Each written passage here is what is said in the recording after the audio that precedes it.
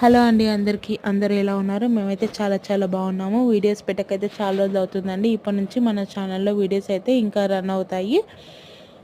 నేనైతే ఇంట్లో ఉన్న సీడ్స్ అయితే వేసుకుంటున్నానండి. వర్షాకాలం స్టార్ట్ అయింది కదా, అత్తమ్మ ఊరి దగ్గర నుంచి కొన్ని సీడ్స్ అయితే తెచ్చారు ఇంతకు ముందుకు వచ్చినప్పుడు. ఈ గోరెంటాకు చెట్టు మేము భద్రాచలం నుంచి వచ్చేటప్పుడు హైదరాబాద్కి దగ్గరలో హైవే పైన అన్ని గోరెంటాకు చెట్లు వేస్తున్నారండి. మధ్యలో అసలు చాలా గోరింటాకు ఉంది.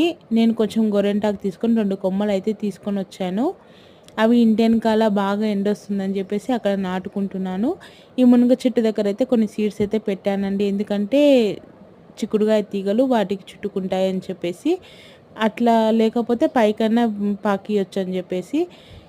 ఇంకా వంకాయ, ఏనుగుతొండం పూలు ఇవి ఉన్నాయి కదండీ, వాటి కోసం అయితే నేనంతా సాయిల్ అంతా లూజ్ చేసుకొని వేసుకుంటున్నాను సీడ్స్.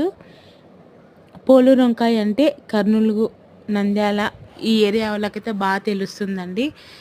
చాలా టేస్ట్గా ఉంటుంది పోలూరు వంకాయ. ఈ సీడ్స్ అయితే నాకు ఇన్ని రోజులకైతే దొరికాయి.